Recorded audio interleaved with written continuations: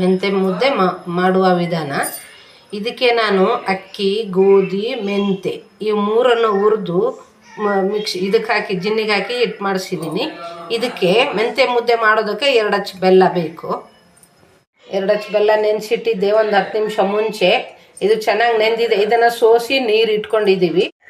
ಇದು ಸ್ಟವ್ ಮೇಲೆ ಇಟ್ಬಿಟ್ಟು ಹಿಟ್ಟನ್ನು ಹಾಕಬೇಕು. ಹಿಟ್ಟನ್ನು ಹಾಕಿ ಈ ಥರ ತಿರುಗಿಸ್ತಾ ಇರಬೇಕು, ಗಂಟಾಗಲಾರ್ದಂಗೆ.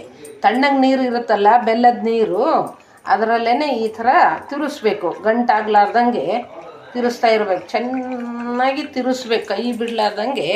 ಒಂದು ಗಂಟು ಇರಬಾರ್ದು. ಇದು ಈ ಥರ ಕುದಿ ಬರಬೇಕು, ಈ ಥರ ಚೆನ್ನಾಗಿ ಕುದಿಬೇಕು. ಇದಕ್ಕೆ 1 ಸ್ಪೂನ್ ತುಪ್ಪ ಹಾಕಬೇಕು. 1 ಸ್ಪೂನು 1.5 ಸ್ಪೂನ್ ಹಾಕಿದರೆ ಸಾಕಾಗುತ್ತೆ. ಇದು ಯಾಕೆ ಹಾಕ್ಬೇಕು ತುಪ್ಪ ಅಂದರೆ ನೈಸಾಗಿರುತ್ತೆ ಮುದ್ದೆ. ಆಮೇಲೆ ಸ್ವೀಟ್ ಇರೋದ್ರಿಂದ ತುಪ್ಪ ಹಾಕಿದರೆ ತುಂಬ ಚೆನ್ನಾಗಿರುತ್ತೆ.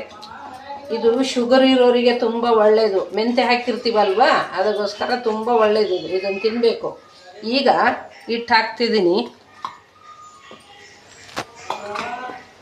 ಇಷ್ಟು ಹಿಟ್ಟು ಹಾಕಬೇಕು, ಕಲಿಸ್ತಾ ಇರಬೇಕು.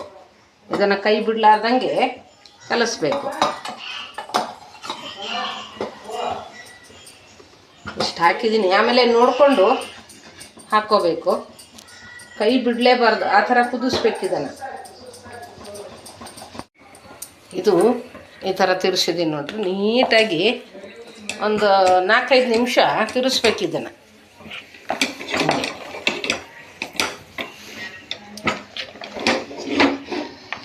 ಈ ಥರ ಒಲೆ ಮೇಲೇ ಕಡಿಮೆ ಉರಿಯಲ್ಲಿ ಇರಬೇಕು. ಕಡಿಮೆ ಉರಿ ಇರಬೇಕು, ಜಾಸ್ತಿ ಉರಿ ಇಟ್ಕೋಬಾರ್ದು, ಸುಟ್ಟೋಗುತ್ತೆ ಮುದ್ದೆ.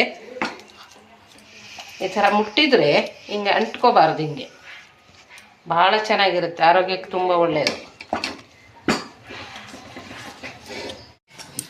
ಈ ಥರ ಕಲಿಸ್ಬೇಕು ಹಿಂಗೆ, ಒಂದು ಗಂಟಿಲ್ದಂಗೆ. ಇದು ಹಲ್ವಾದಂಗೆ ಆಗುತ್ತೆ ಕಣ್ರಿ, ಭಾಳ ಚೆನ್ನಾಗಿರುತ್ತೆ. ಒಂದು ಗಂಟಿಲ್ದಂಗೆ ಆಗಿದೆ ನೋಡಿರಿ, ಎಷ್ಟು ಚೆನ್ನಾಗಾಗಿದೆ.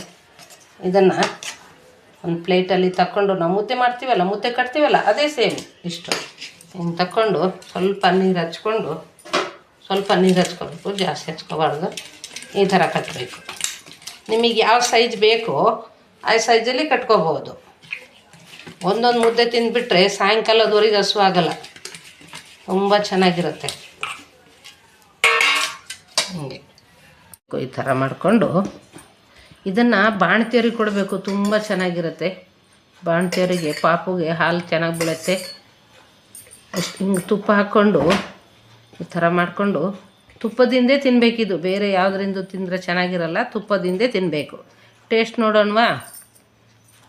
ಸೂಪರಾಗಾಗಿದೆ.